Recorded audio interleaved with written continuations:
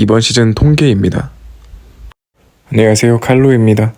이번 판에 사용한 룬과 아이템입니다. 우선 미드 주도권은 상대 특패가 먼저 라인을 밀 가능성이 높습니다. 그렇기 때문에 카정을 대비하여 칼날부리 벽 옆에다가 와드를 박아두었습니다. 보통 정글러들이 초기와 범위까지 끌고 와서 먹는 것을 생각해 벽에다가 설치했습니다. 설치한 와드를 통해 적팀 리신이 Q를 찍고 카정을 오는 것을 확인할 수 있었습니다. 제가 설치한 와드가 어떻게 보이는지 보여드리겠습니다. 리신의 플레이를 보면 제가 설치한 와드 쪽으로 정글 몬스터를 땡겨와서 먹는 것을 확인할 수 있습니다. 그리고 카정의 가장 큰 변수 요소는 사이드 라인입니다. 분명 미드 라인은 저희 팀이 주도권이 없었지만 아군 드래곤 라인이 초반에 좀 더 빨리 라인을 밀어서 합류를 하는 그림이 나왔습니다. 그렇게 리신의 전멸에 빠져 끝까지 쫓아갔고 이후에 파이크의 데스그랩으로 루시안까지 잡아냅니다. 이 과정으로 인해서 적팀 정글과 드래곤 라인은 전멸이 다 빠졌습니다. 적 정글은 분명히 반대 캠프에 갔을 것을 예상하고 두꺼비 카정을 진행했습니다.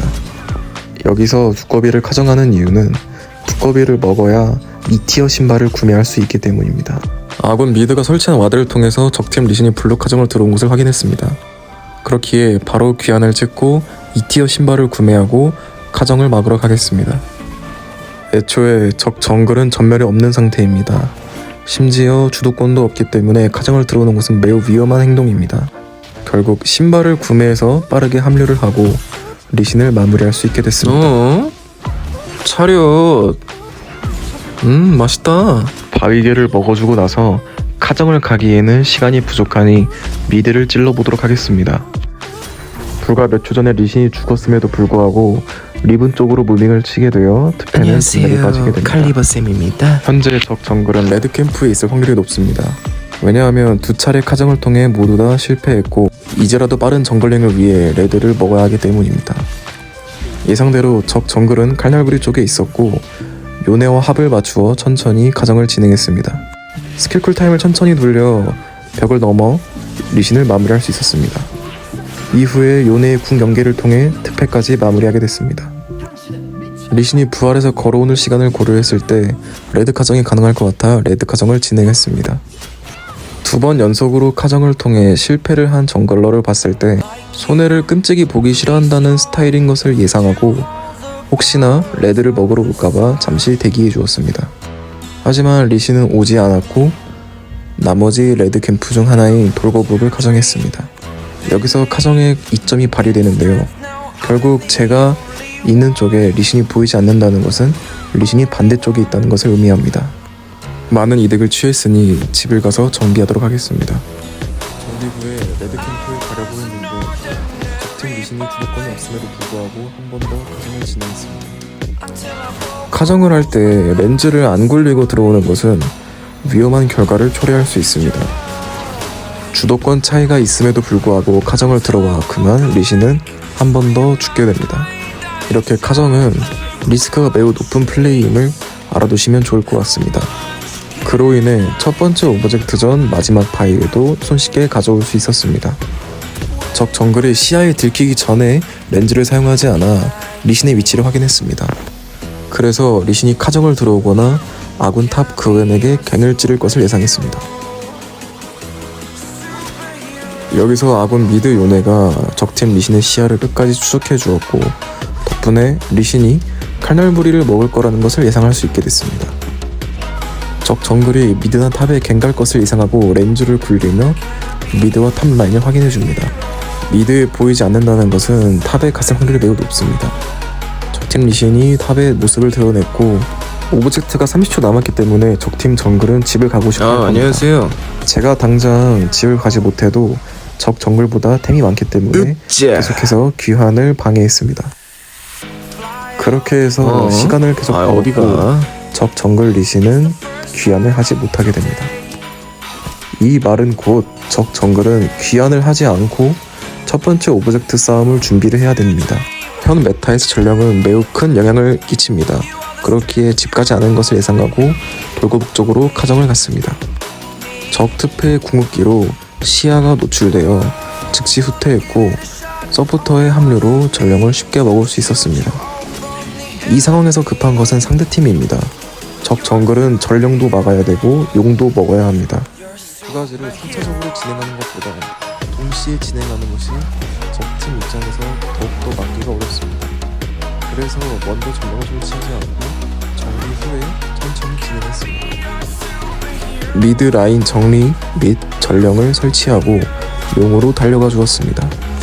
상대팀 입장에서는 전령이 2차 타워에 박히지 않게 막아야 하거나 혹은 용을 스틸하기 위해서 둘 중 하나를 선택해야 합니다. 상황이 불리하다 보니 적팀은 용을 포기하고 전령을 막는 것을 선택했습니다. 이때 리신이 시야에 보였고 리신이 드래곤 라인에 갱갈 것을 예상했습니다. 렌즈를 굴리며 적팀의 시선을 끌어주고 다시 후퇴해 주었습니다. 현재 적팀 3명이 드래곤 라인에 있기 때문에 미드 타워를 압박하려고 했지만 리신이 다시 보여서 백업을 가져왔습니다. 적팀은 현재 어떠한 이득을 취하지 못했기 때문에 급한 상황입니다. 자, 누가서 이럴 때일수록 빠른 백업을 통해 적팀의 턴을 잡아내야 합니다. 드래곤 라인에 있던 적을 마무리하고 7분 30초 전에 드래곤 라인의 포탑까지 채굴할 수 있게 됐습니다. 라인전이 끝난 경우엔 정글러의 역할은 어떤 것이 있을까요? 대표적으로 라인 푸시를 세게 하는 라이너의 뒤를 봐주는 것입니다. 리븐의 우월한 기동성을 바탕으로 적팀의 시선을 끌어주고 후진입하여 방패. 적팀을 마무리할 수 있게 됐습니다. 리신 궁극기를 생각해서 빠른 CC 연계를 통해 잡아냈습니다.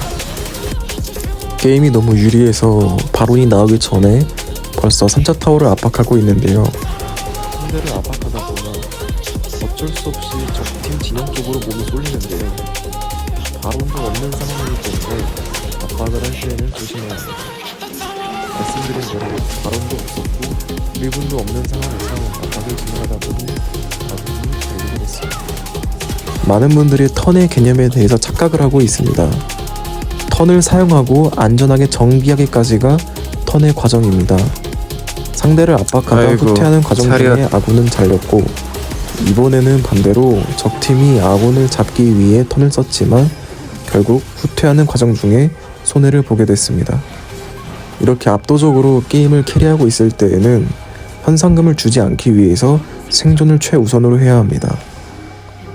그래서 저는 이번 경기에서 밤의 끝자락을 구매했고 덕분에 게임 끝날 때까지 한 번도 죽지 않고 이길 수 있게 됐습니다. 이번 영상을 통해 카정에 대한 리스크와 카정을 갈 때 어떻게 해야 하는지 알아두시면 좋을 것 같습니다. 그리고 시야가 얼마나 중요한지 다시 한번 체감하실 수 있으면 좋을 것 같습니다. 영상으로 보고 싶은 챔피언이 있으면 댓글을 남겨주세요. 물론 무조건 해드리는 건 아닙니다. 제가 잘하고 자신 있는 챔피언이라면 최대한 빠른 시일 내에 영상을 업로드할 수 있도록 하겠습니다. 구독은 누르셨나요? 눌러주세요. 네, 누르셨죠? 감사합니다. 아무튼 이렇게 항복을 받고 게임을 이기게 됐습니다. 다음에는 서로 팽팽했던 경기를 가져올 수 있도록 하겠습니다. 감사합니다.